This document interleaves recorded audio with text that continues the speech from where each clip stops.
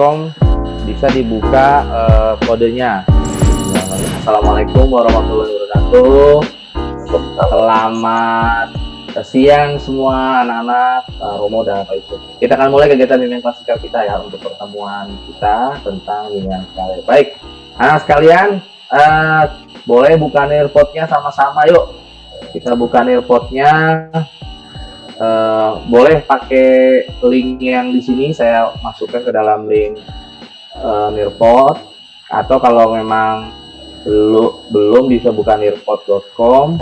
Sebelumnya kita mulai dulu dengan berdoa. Minta tolong dong Angga untuk memimpin doa, Angga.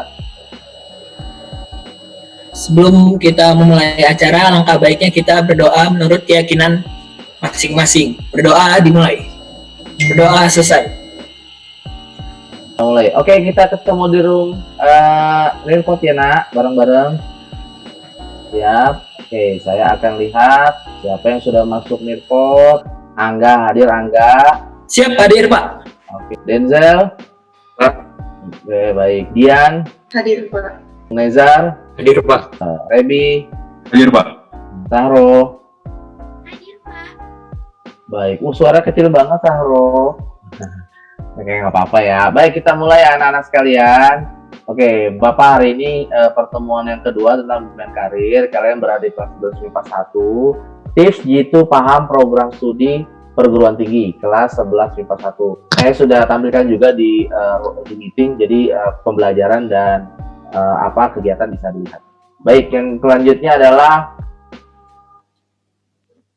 untuk kegiatan ini tujuannya ada dua, untuk umum dan khusus. Tujuan umum itu kamu dapat menunjukkan hasil tes kepribadian dengan pemilihan program studi perguruan tinggi. Terlebih kita tahu ya, saya sudah memberikan stimulus sebelumnya kepada kalian bahwa di kelas 12 nanti itu akan terjadi yang namanya persiapan menuju perguruan tinggi negeri. Nah, kalian harus siap dengan kondisi kelas 12 tersebut, apalagi sekarang zaman pandemi ini ya. Oleh karena itu, yuk kita bareng-bareng menyiapkan semua. Walaupun lewat kegiatan Zoom meeting atau virtual, tapi saya minta kalian juga tetap semangat, tetap siap untuk mempersiapkan tentang karir kalian. Ya, yang kedua adalah tujuan khususnya itu satu, kamu dapat menyebutkan program studi di perguruan tinggi. Kemudian dapat menyimpulkan hasil pemilihan program studi perguruan tinggi. Ya, oke. Poinnya ada dua. Kamu nanti endingnya itu bisa menentukan program studi. Tapi ingat ya, itu masih banyak kena perjalanan kita. Ini baru tentang tes yang sebelumnya sudah saya kasih, yaitu tes teori Holland atau Riase. Nah, ya akan kita bahas di hari ini. Baik. Sebelumnya nih, kita akan main dulu ya nak. Saya memberikan hadiah kepada kalian. Barang siapa yang juara satu pada tes ini akan mendapatkan 50.000 OVO atau GoPay. Baik, kita mulai ya. Oke, ini adalah permainan time to climb setting. Oke, silakan masuk roomnya. Silakan kalian pilih choose your karakter. Karakternya apa saja. Kamu bisa jadi kodok, bisa jadi beruang, bisa jadi panda. Ayo dipilih semua. Ayo, saya akan melihat siapa saja yang sudah masuk nih. Oke, siap. Kita mulai ya. Kita mulai. Ini adalah menjawab pertanyaan tentang seputar perguruan tinggi. Siap, kita mulai jawab pertanyaan nak. Siap. Oke, jawab pertanyaannya. Prodi dengan jurusan itu tidak perbedaan. Hanya prodi lebih digunakan untuk perguruan tinggi. Salah apa benar? Yo, silakan. Ya, 5, 4, 3, 2, 1. Oke, memimpin sementara pertama itu wow, Angga dengan 683 poin. Ya, oke. Ya, juaranya adalah Tenenet. Iya, Bintang Dewantara dengan 3.504 poin. Yang kedua Alif, disusul Nezar. Wah, tepuk tangan dong buat kita semua. Yeay. Pertemuan kemarin kan kita sudah nih tentang Riasek ya, di akupintar.id. Coba saya mau lihat ya bareng-bareng. 3, 2, 1. Yuk, tuliskan 3 item tertinggi tentang Riasek yang kamu ikuti. Yuk, mulai dari sekarang. Ditulis. Oke. Saya sambil melihat nih jawabannya. Denzel, Bintang, Angga, Rebi, Sahro, Nezar, Fauzan, Dian, dengan Ali. Yuk, jawab yuk bareng-bareng yuk. Ya, kita sambil menunggu ya. Waktunya hanya 1 menit, nak. Jangan lama-lama. Ya, tinggal kamu tuliskan aja R, I, apakah A? Oh, sudah. Sahro itu sudah ada nih. Sosial 86, enterprising 77, konvensional 83. Nih, saya share ya jawabannya. Tuh, Sahro. Kemudian Nezar, investigatif, enterprising, artistik. Nah, siapa ya? Angga, enterprising. Aduh, enterprising apa Angga kalau boleh tahu? Itu jadi kayak saya cocoknya di apa? Di luar lapangan gitu, Pak. Kalau gitu. Oh, begitu. Di luar lapangan. Maksudnya pekerjaan lapangan ya? Iya, gitu. Ya, baik. Pekerjaan lapangan banyak ya. Oke. Nah, supaya kalian nggak penasaran, kita sambil jelasin lagi ya. Oke, kalian kan ini kan pertemuan kedua ya tentang Riasek, tentang Holland. Nah, saya akan jelaskan nih apa sih Riasek itu. Nah, ini ada teori kepribadian Holland. Holland ya itu membahas tentang 6 kepribadian yang sebetulnya tiap orang pasti berbeda-beda. Ada realistik, ada investigatif, ada artistik, ada sosial, ada enterprising, ada konvensional. Nah, oke. Kita akan bahas ya satu persatu. Apa sih artinya Riasek itu? Nah, ini materialnya hexagon Holland. Yuk kita bisa lihat dan presentasikan. Baik.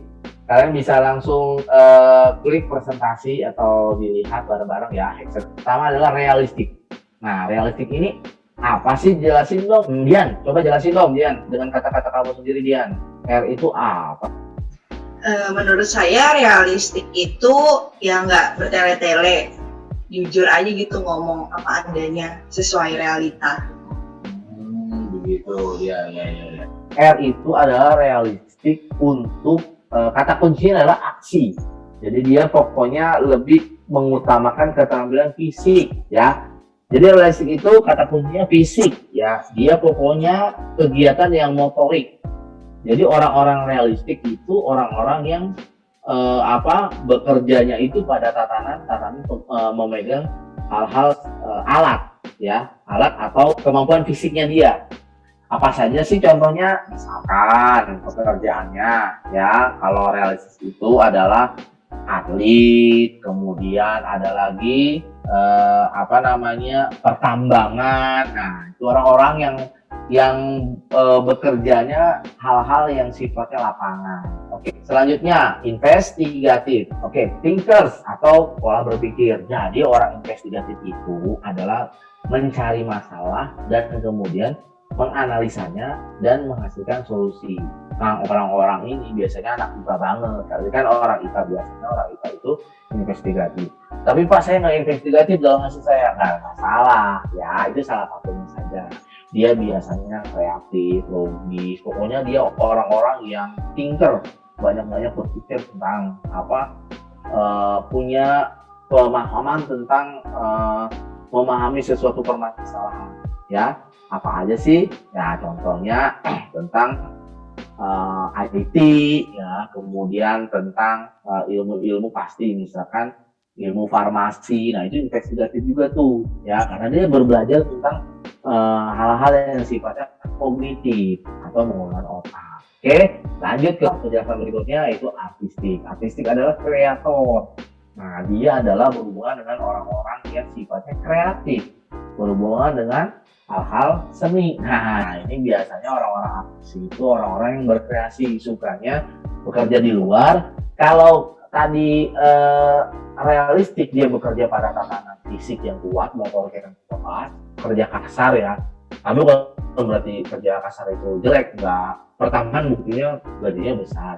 Nah, kalau artistik dia lebih ke arah kreasi, kemampuan imajinasinya dia. Lanjut ya, sosial. Sosial itu adalah helper. Jadi dia orang yang suka menolong. Apa saja sih jurusan helper?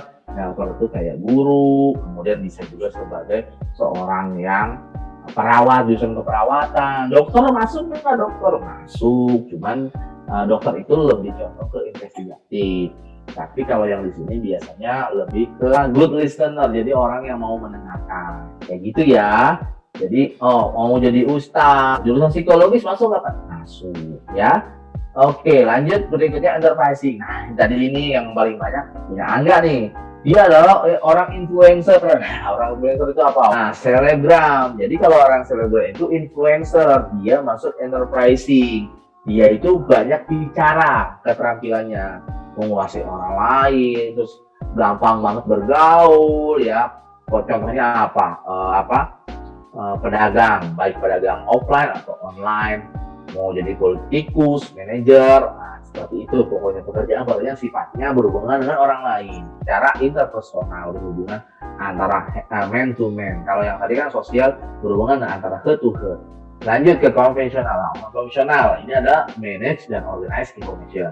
Jadi orangnya sukanya terhadap yang kegiatan verbal, terus sukanya memahami tentang numerikal, angka, teratur, dan sebagainya. Biasanya dia adalah orang-orang yang telaten. Nah, ini orang-orang akuntansi nih yang masuk stand biasanya kalau untuk konvensional. Nah, apalagi pegawai bank, ya. Kemudian apalagi nih biasanya orang statistika nih, jurusan statistika itu bagus banget kalau di konvensional. Oke? Ada pertanyaan nggak? Oke, kalau begitu saya yang nanya ya. Kalau gitu saya yang nanya nih. Saya yang nanya ke siapa lagi nih? Rebi ya. Rebi. Coba Rebi, kamu lihat ini report.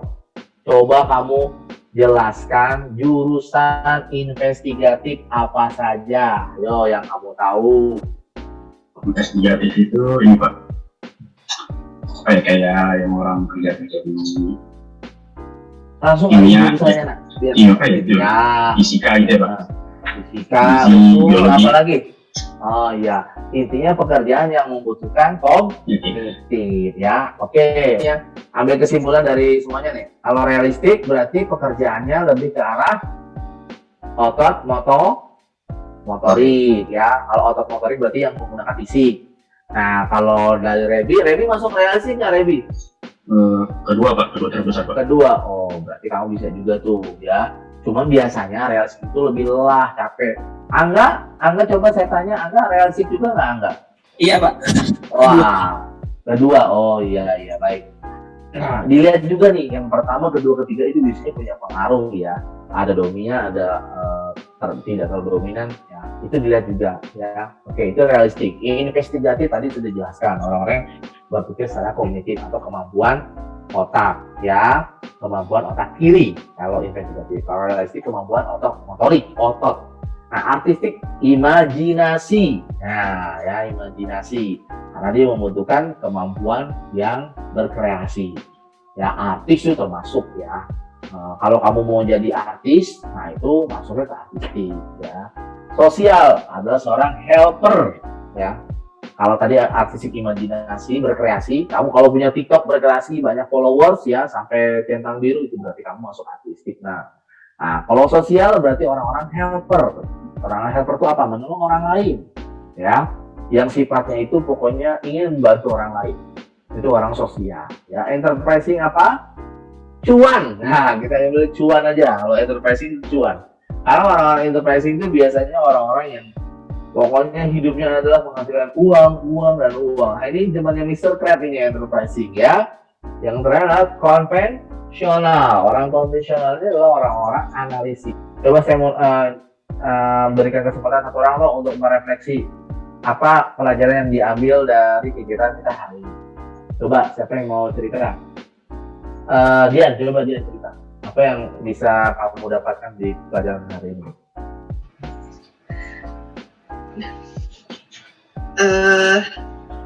Pelajaran yang diambil untuk hari ini banyak ya Pak.